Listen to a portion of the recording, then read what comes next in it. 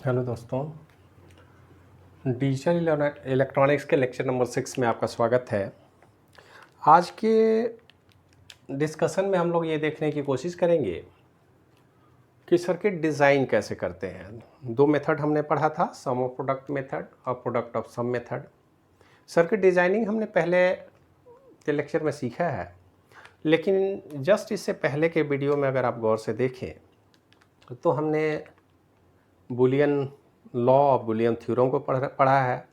अब उस Boolean law का इस्तेमाल हम करेंगे सर्किट के मिनिमाइजेशन में, क्योंकि हमें पता है कि सर्किट सीधे सीधे ड्रॉ करने से कोई फ़ायदा नहीं है। सर्किट को मिनिमाइज करना ज़रूरी है। जब तक हम सर्किट को मिनिमाइज नहीं करेंगे तब तक उस सर्किट को बनाने का कोई मतलब नहीं है।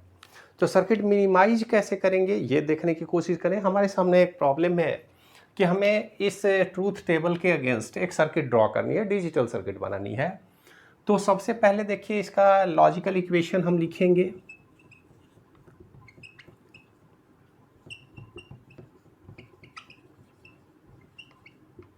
लॉजिकल इक्वेशन क्या होगा? y इजकल टू, अब हम मेथड अभी इस्तेमाल कर रहे हैं SOP, sum of product method. Sum of product method पिछले लेक्चर में हमने बताया है, उसको आप देख लेंगे। तो सम ऑफ प्रोडक्ट मेथड की अगर हम बात करें तो हम किस तरह से बनाते हैं कि 0 के लिए हम सीधे वेरिएबल बार का इस्तेमाल करेंगे और 1 के लिए वेरिएबल का इस्तेमाल करेंगे, और केवल लॉजिक 1 के लिए सर्किट डिज़ाइन करते हैं। यहाँ तक तो हमें कोई कन्फ्यूजन नहीं है। अब जरा सा हम ये समझने की कोशिश करेंगे। पहले इक्वेशन हम लिख लें। तो ये इक्वेशन क्या कहता है? हमें कब 1 चाहिए? जब हमारा value A bar and B हो। और कब होगा? ए बी हो। ये बहुत सिंपल सा इक्वेशन है, जिसके लिए पिछले क्लास में हम लोगों ने सर्किट ड्रॉ किया था, लेकिन फिर भी कन्फ्यूजन ना हो तो एक सर्किट ड्रॉ करके हम दिखा भी दें आपको कैसे हम ड्रॉ किए थे। हमने ए और बी के लिए इनपुट बना लिया। हमको ए बार का भी यूज करना है तो ए बार के लिए भी सर्किट बना लिए। बी बार का यूज नहीं है इसलिए छोड़ रहे हैं, अदरवाइज बी बार भी बना लेते। अब यहाँ पर हम 2 एंड गेट बना लें, और इस एंड गेट का इनपुट क्या होगा? तो पहला ए बार एंड बी, और नेक्स्ट में ए एंड बी, और फाइनली इस आउटपुट को हम किसी और गेट में लेके जाएंगे।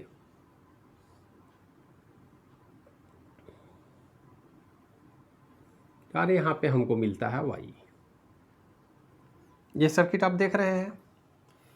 अब सर्किट तो बनाने हम सीख लिए, लेकिन जरा हम देखें, इसको हमने सिंप्लीफाई नहीं किया। इसमें गलती ये हुई कि सर्किट को तो हमने सीधे सीधे ड्रॉ कर दिया, लेकिन अगर इस सर्किट को, इस इक्वेशन को गौर से हम देखें और अगर हम बूलियन इक्वेशन को इम्प्लीमेंट करें तो क्या होगा? इस इक्वेशन का सॉल्यूशन जरा देखिए। y का इक्वेशन क्या है भाई? लॉजिकल इक्वेशन ए बार बी और ए बी। हम चाहें तो इसमें b को कॉमन निकाल सकते हैं, ए बार और ए, ये तो किया जा सकता है। और जो ही हम इसको सिंप्लीफाई किए, हम इस बूलियन जो थ्योरम था उसको गौर से आप देखें तो किसी भी वेरिएबल में ए बार और ए कहने का मतलब क्या है कि किसी भी वैल्यू को अगर उसके कॉम्प्लीमेंट के साथ ऐड करें तो फाइनली आउटपुट हमको मिलता है 1। हमारे पास इक्वेशन पहले बना हुआ था, आप देख लीजिएगा उसको। तो यहाँ इसको और सिंप्लीफाई हम कर सकते हैं, b एंड 1। एंड 1 का मतलब क्या है कि b and 1 is equal to b। तो यहाँ पर 2 इक्वेशन हमने इस्तेमाल किया। 1 को किसी भी वेरिएबल से ऐड करेंगे तो केवल वेरिएबल बचेगा, और किसी भी वेरिएबल को और अगर करते हैं उसके कॉम्प्लीमेंट से तो इसका मतलब है कि लॉजिक 1 हो जाता है। यहाँ पर हमने इसको सिंप्लीफाई करके 1 कर दिया, और 1 के साथ अगर हम ऐड करेंगे तो सीधे वेरिएबल बचेगा। इसका मतलब है कि यहाँ पर हमको सर्किट ड्रॉ करने की कोई ज़रूरत नहीं थी। अगर आप गौर से देखें ट्रूथ टेबल में भी तो y और b दोनों ही बराबर है, equal. b0 y0, b1 y1, b0 y0, b1 y1, मतलब इस y पर इस a के वेरिएशन का कोई इफेक्ट ही नहीं है। तो बताइए कि यहाँ पर हमने 4 अलग अलग गेट का इस्तेमाल किया, इसको पावर दिया और इसे सर्किट ड्रॉ किया। कल के डेट में कोई गेट अगर ख़राब हो जाए तो फिर सर्किट को चेंज करने की ज़रूरत पड़ेगी। यहाँ पर क्या करेंगे, y को सीधे के साथ कनेक्टिंग वायर से जोड़ दीजिए, y और b में कोई अंतर ही नहीं है, तो फिर सर्किट डिज़ाइन क्यों करना। इसका मतलब है कि अब आप बुलियन इक्वेशन का मतलब समझ गए होंगे कि कितना पावरफुल इक्वेशन इक्वेशन का इस्तेमाल करके कैसे हम सर्किट को सिंप्लीफाई कर सकते हैं। अब बिना सर्किट को सिंप्लीफाई किए सर्किट डिज़ाइन करने का कोई मतलब नहीं है, आप अच्छे डिजाइनर नहीं माने जाएंगे। और ये तो सिंपल सी बात है जिसमें 4 गेट हमने लगा दिए जहाँ पर कोई एक गेट की भी ज़रूरत नहीं थी। और यही वो कारण है कि पहले जो हमारे डिजिटल सर्किट या हमारे कंप्यूटर बहुत बड़े बड़े साइज में आते थे, वो घट करके छोटे हो गए। साइज का घटना ये नहीं बताता है कि हमने फिजिकल डिज़ाइन में छोटे छोटे कंपोनेंट बना लिए, ऐसा कुछ नहीं है। एक्चुअल में हमने डिज़ाइनिंग की जो लॉजिक था उसको बदला, हमने इम्प्लीमेंट किया, मिनिमाइजेशन के टेक्निक का इस्तेमाल किया और सर्किट को मिनिमम से मिनिमम फॉर्म में ला करके तब डिज़ाइनिंग की बात की, जिससे हमारे आउटपुट पर कोई असर ना पड़े। जरा सा एक दूसरा इक्वेशन भी हम देख लें, थोड़ा सा मॉडिफिकेशन करते हैं इसी ट्रूथ टेबल पे, ताकि अगर कोई कन्फ्यूजन हो तो और हम आसानी से उसमें कोई बदलाव ला सकें। ऐसा हो सकता है कि हम यहाँ पर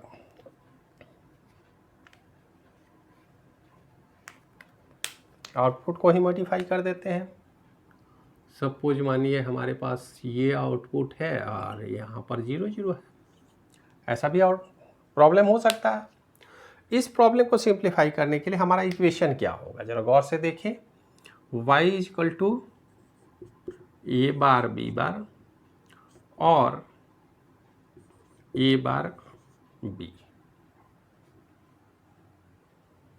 ए bar B bar and A bar B.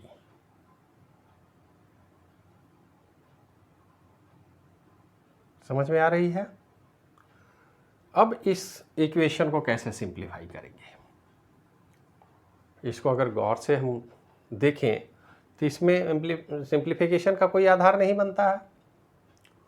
अगर इस तरह का इक्वेशन हो तब तो हमारे पास कोई विकल्प नहीं बचता है, तब हम कुछ नहीं कर सकते। हमें नहीं पता कि ये आउटपुट ए का कॉम्प्लीमेंट है या कुछ दूसरे इफेक्ट पर प्रभाव डालता है।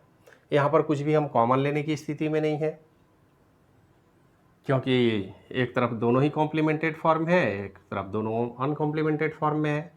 तो ऐसी स्थिति में आप सर्किट को सिंप्लीफाई नहीं कर सकते। तो दोनों ही स्थिति को आप समझ लें। आप यहाँ पर बुलियन इक्वेशन लगाने की कोशिश करेंगे, बुलियन का कोई भी इक्वेशन इस सर्किट को सिंप्लीफाई करने का प्रोविजन नहीं देता, तो आप सर्किट को सिंप्लीफाई नहीं करेंगे। वैसी स्थिति में तो आपको बनाना ही होगा ए बार बी, और यहाँ पर आपको नॉट गेट भी लगाने होंगे और इसको बी बार आप से दिखा दें। और यहाँ पर गौर से देखेंगे, पहला है ए बार और बी बार, तो इसका मतलब है कि इस सर्किट को इस तरह से ड्रॉ करेंगे और दूसरे को ए और बी से ड्रॉ करेंगे और ये हमारा फाइनल आउटपुट होगा। तो आप देख लीजिए कि एक ही ट्रूथ टेबल में अगर हमारा इनपुट कंडीशन बदलता है तो हमें अगर ऐसा लॉजिकल इक्वेशन मिलता है जिसको हम सिंप्लीफाई कर सकते हैं तो कर लेंगे, नहीं कर सकते हैं तो नहीं करेंगे। बात समझ में आ गई। तो ये काम तो आसान है करना। पहले हम डिसाइड करेंगे लॉजिकल इक्वेशन बना के और इसी प्रॉब्लम को थोड़ा सा और कॉम्प्लेक्स बनाने की कोशिश करते हैं। ये तो 2 इनपुट के लिए हमने डिज़ाइन किया। ज़रा सा देखें, एक 3 इनपुट अगर हम यहाँ पे ले लें तो 3 इनपुट के केस में क्या करना होगा हमको। अगर हम यहीं पे एक तीसरे इनपुट की बात कर लें, ए बी और सी 0 0 1 0 0 1 1, इसको थोड़ा और लंबा खींच लेंगे क्योंकि अब हमारे पास पॉसिबिलिटी बढ़ गया है इनपुट का। तो हम हर इनपुट के लिए पहले डिजाइन कर लें 1 0 0 1 0 1 1 1 0 एंड 1 1 1।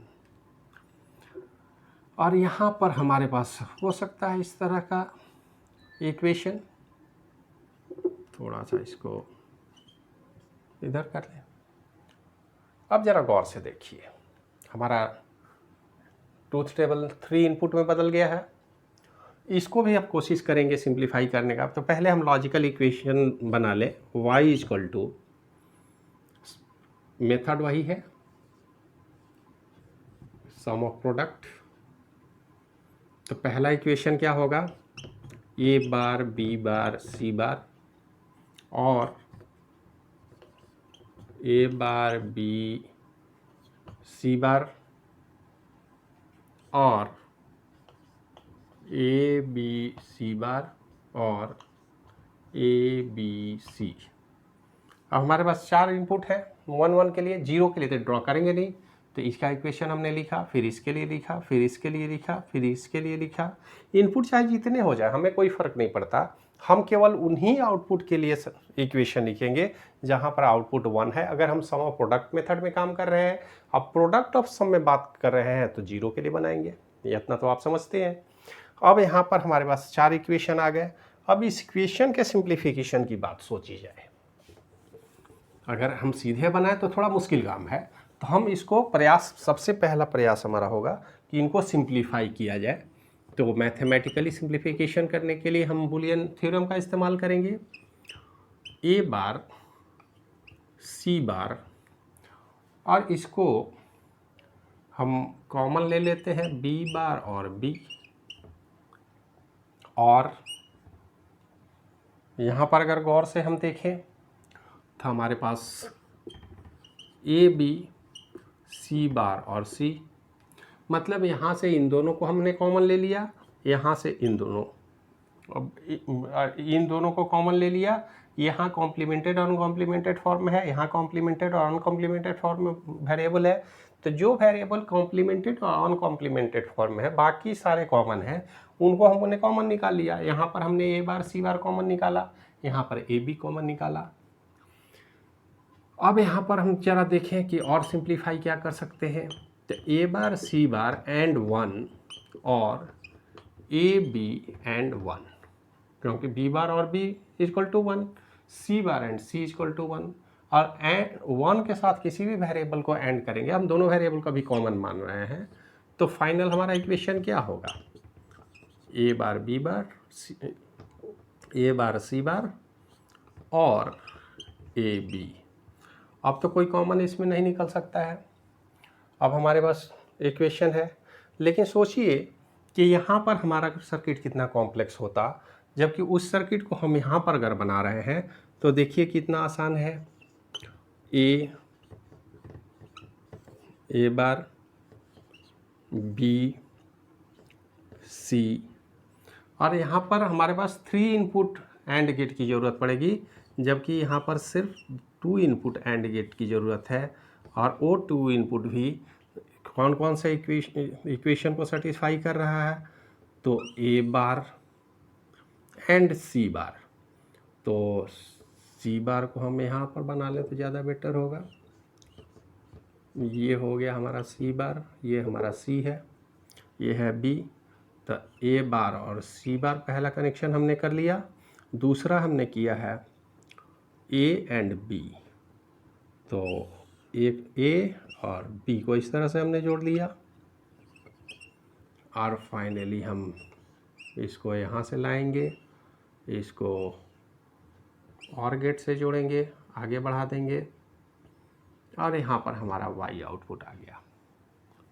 अब ज़रा गौर से देखें, हमने सर्किट को सिंप्लीफाई तो कर लिया, लेकिन क्या ये सर्किट इस पूरे ट्रूथ टेबल को फॉलो भी करता है या नहीं। अगर ट्रूथ टेबल को फॉलो नहीं किया तो फिर सर्किट सिंप्लीफाई करने का क्या मतलब है। तो अब हम तीनों ही इनपुट पर अलग अलग केस को ऑब्जर्व करने की कोशिश करें। सबसे पहला केस है 0 0 0, तो ज़रा सा देखिए, हमने यहाँ लिया 0, यहाँ लिया 0, यहाँ लिया 0। इसमें ज़रा सा पेन का कलर हम बदल दें ताकि आपको दिक्कत ना हो। मैं इसको हम यहाँ लेते हैं 0 0 0। यहाँ पर क्या होगा 1 होगा, यहाँ क्या होगा 1 होगा, 1 1 ये 1 होगा। यहाँ पे क्या होगा 0 होगा, यहाँ पे 0 होगा, यहाँ पर 0 होगा। Output y = 1। क्या y = 1 मिल रहा है हमको? मतलब पहला इक्वेशन हमारा सेटिस्फाइड है, हमें कोई दिक्कत नहीं है। अब हम दूसरे इक्वेशन को देखेंगे। दूसरे इक्वेशन को वेरीफाई करने के लिए हमको क्या करना होगा? c को 1 करना होगा। ठीक है, हमने 1 कर लिया। c को जो ही 1 किया, ये पॉइंट हमारा 0 हो गया, और इसके 0 होते ही हमारा यहाँ 0 हो गया, आउटपुट y 0 हो गया। आप देख लें, यहाँ 0 है, ये 0 है, ए पॉइंट b 0, तो ए बी तो 0 0 हो गया, और यहाँ पर 1 है और ये हो गया 0, तो फाइनल 0। ये भी हमारा ट्रुथ टेबल फॉलो हो रहा है। तीसरे केस में चले, 0 1 0, थर्ड केस की हम बात कर रहे हैं। हमें आउटपुट 1 चाहिए। अब आता है कि नहीं आता है देखते हैं। यहाँ पर जो ही 1 किया, हमको यहाँ पर 1 मिल गया, और यहाँ पर क्या मिल रहा है? 0 मिल रहा है। यहाँ पर हमने 1 किया, और यहाँ पर हमको 1 मिल रहा है। 0 1 0 में ये 1 होगा, और ये चूँकि 0 है तो ये 1 होगा। इसका मतलब इस पॉइंट पर 1 मिलेगा, यहाँ पर y = 1 होगा। इसका मतलब है कि हमारा तीसरा केस भी सेटिस्फाई है, हमको मिल रहा है, हमारे इनपुट के अगेंस्ट हमारा सर्किट काम कर रहा है। नेक्स्ट पॉइंट है 0 1 1। ज़रा इसको चेंज करके देखिए, 0 1 1, 0 0 1 1 जो ही किए, ये फिर पुनः 0 हो गया।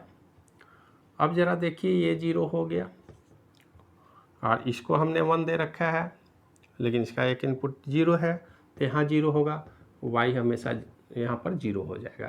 तो इसके 0 1 1 के केस में 0 है, कोई दिक्कत नहीं है। अगर हम 1 0 0 कर दें, ज़रा सा देख ले, 1 0 0, 1 0 0 के केस में ये 0 हो जाएगा, और यहाँ पे हमारा होगा 1, लेकिन आउटपुट में कोई असर नहीं पड़ेगा। यहाँ पर हमने 0 रखा है, और ये 1 है, फिर भी हमारे आउटपुट पर कोई असर नहीं पड़ेगा।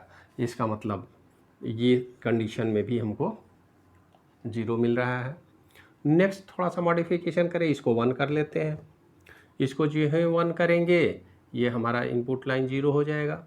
ये तो 1 ऑलरेडी है, 0 0 0 होगा, और यहाँ पे हम 1 किए हैं, लेकिन ये इससे जुड़ा हुआ है तो ये भी 0 होगा। इसका मतलब आउटपुट हमको यहाँ भी 1 0 1 के केस में भी 0 ही मिल रहा है। अब हम 1 1 0 का केस देखें। यहाँ तक हमने वेरीफाई कर लिया। अब ये हमारा केस है 1 1 0, 1 1 0, 0 मतलब ये 1 हो जाएगा, यहाँ 1 है तो ये 0 होगा, यहाँ पर 0 मिलेगा, कोई दिक्कत नहीं है। इस गेट नंबर 2 की बात करें, यहाँ पर हमने दे रखा है 1, और यहाँ भी 1 है, तो ये आउटपुट हमारा 1 हो जाएगा। हम जानते हैं और गेट में एक भी है आउटपुट 1, तो आउटपुट 1। इसका मतलब ये हमारा सेटिस्फाइड है, ये भी केस मिल रहा है। और नेक्स्ट सबसे लास्ट ऑप्शन है जिसमें हम सबको 1 कर रहे हैं। सबको 1 करेंगे तो ये तो 0 हो जाएगा, और यहाँ पर ए और बी दोनों मिल रहा है, तो ये भी 1 है, ये भी 1 है, तो ये 1 ही रहेगा, एज इट इज होगा। यहाँ भी आउटपुट 1 मिलेगा। इसका मतलब है कि भले ही सर्किट हमने मिनिमाइज करके डिज़ाइन किया, लेकिन हमारा ट्रूथ टेबल तो फॉलो हो रहा है। तीनों इनपुट के हर कंडीशन में जो ट्रूथ टेबल का रिक्वायरमेंट था उसको हम फुलफ़िल कर रहे हैं। अगर सर्किट को हम फुलफ़िल कर पा रहे हैं तो हमारा डिज़ाइन परफेक्ट है। बात समझ में आई? तो इसका मतलब है कि इससे भी अगर सर्किट हम ड्रॉ करते इस बड़े इक्वेशन पर, तब भी यही काम होता जो हमने इस छोटे से सर्किट को मिनिमाइज करके डिज़ाइन किया। हमारे आउटपुट पर कोई असर नहीं पड़ता है। इससे एक बात तो प्रमाणित होता है कि चाहे इनपुट में ट्रूथ टेबल का कोई भी इक्वेशन हो, आप पहले उसको सिंप्लीफाई करें, और सिंप्लीफाई करने के बाद जो इक्वेशन हमारा हो उसके आगे सर्किट डिज़ाइन करें। आपका सर्किट ट्रूथ टेबल को फॉलो करेगा। मिनिमाइजेशन के बाद ट्रूथ टेबल के एक्टिविटी पर या ट्रूथ टेबल में दिए गए प्रॉब्लम में कोई अंतर नहीं पड़ता है। आप आसानी से उसको सर्किट को मिनिमल फॉर्म में डिज़ाइन कर सकते हैं। ये बात समझ में आ गई। लेकिन समस्याएं अभी भी हैं। समस्याएं उनके लिए है जो बच्चे बोलते हैं शुरू से कि हम डिजिटल इलेक्ट्रॉनिक्स तो समझना चाहते हैं, लेकिन अलजेब्रा का फार्मूला वो 32 फार्मूला आपने दे रखा है, उस फार्मूला को याद रखना तो बड़ा कठिन काम है। हम ज़्यादा समय फार्मूला बनाएं या सर्किट ड्रॉ करें, फार्मूला की याद करें। और उसमें एक रिस्क और भी है कि मिनिमाइजेशन में कई बार गलती हो सकती है। अगर एक बार गलती हो गई तो हमारा पूरा इक्वेशन गलत होते चला जाएगा, हमारा पूरा डिज़ाइन गलत हो जाएगा। तो इसके लिए भी सबसे आसान तरीका अगले वीडियो लेक्चर में हम बनाएंगे। इस लेक्चर को ज़्यादा लंबा नहीं करते हुए, इस लेक्चर में हमने सिर्फ आपको ये बताने की कोशिश की है कि सर्किट को ट्रूथ टेबल के अगेंस्ट डिज़ाइन किया जा सकता है। पहले उसका लॉजिकल इक्वेशन आप बनाएं और बूलियन थ्योरम जो कुछ भी आपको पता है, जितनी भी जानकारी है, उसका इस्तेमाल ज़रूर करें। डर के भागेंगे नहीं। जहाँ तक हुआ हमने जैसे सिंप्लीफाई किया, सिंप्लीफाई करने की कोशिश करें। और कोई अगर गड़बड़ी ना हो तो परफेक्ट सर्किट हमारा मिनिमल फॉर्म में डिज़ाइन हो जाएगा, जो उस ट्रूथ टेबल को फॉलो करेगा और हमारा सर्किट कम से कम कॉस्ट में। आज स्वाभाविक है कि जब नंबर ऑफ गेट आप कम कर रहे हैं तो कॉस्ट कम हो रहा है, कॉस्ट कम हो रहा है तो मार्केट प्राइस कम हो रहा है, मार्केट प्राइस कम हो रहा है। इसका मतलब आप सस्ता से कम दाम में इकोनॉमिकल सिस्टम डेवलप कर पा रहे हैं, चाहे वो कंप्यूटर हो, चाहे और भी कोई भी डिजिटल डिवाइस हो। आप जब तक मिनिमाइज नहीं करेंगे तब तक सर्किट का कॉस्ट बढ़ाएंगे। तो सर्किट का कॉस्ट कम रखने के लिए मार्केट में कंपटीशन की दुनिया में आपको आगे रहने के लिए प्रॉपर डिज़ाइनिंग की ज़रूरत होगी। और प्रॉपर डिज़ाइन के लिए आप सर्किट को बिना मिनिमाइज करने किए हुए डिज़ाइन करने की कोशिश ना करें। आप पहले डिज़ाइन करें, सिंप्लीफाई करें, इक्वेशन को लिखें, इक्वेशन को सिंप्लीफाई करें, तब डिज़ाइन करें। अब ये जो प्रॉब्लम है कि हमको सिंप्लीफिकेशन में प्रॉब्लम होती है, तो अगले लेक्चर में हम लोग सर्किट को और ज़्यादा से ज़्यादा आसानी से सिंपल किए, जिसमें कोई एरर फ्री टेक्निक डेवलप करने की कोशिश करेंगे, जिसमें हमको सर्किट सिंप्लीफाई भी हो जाए और ज़्यादा मैथमेटिकल इक्वेशन में परेशान ना होना पड़े। गड़बड़ी होने की संभावना को हम बंद करने की कोशिश करेंगे। और अगली वीडियो लेक्चर से हम लोग के मैप को समझने की कोशिश करेंगे, जो सर्किट सिंप्लीफिकेशन के लिए ही बनाया गया है और जिसके सहयोग से बिना अलजेब्राइक फार्मूला इक्वेशन को याद किए हुए भी आप डिजिटल सर्किट को मिनिमाइज कर सकते हैं, बड़े आराम से कर सकते हैं। तो अगले वीडियो में हम लोग के मैप पर डिस्कशन करेंगे। उससे पहले आज के लिए वीडियो देखने के लिए धन्यवाद। वीडियो देखते रहिए, पढ़ाई करते रहिए और मेहनत से जी नहीं चुराइए। ज़्यादा से ज़्यादा कोशिश कीजिए और ज़्यादा से ज़्यादा अच्छी तरह से मन लगा के पढ़ाई कीजिए। वीडियो देखने के लिए धन्यवाद।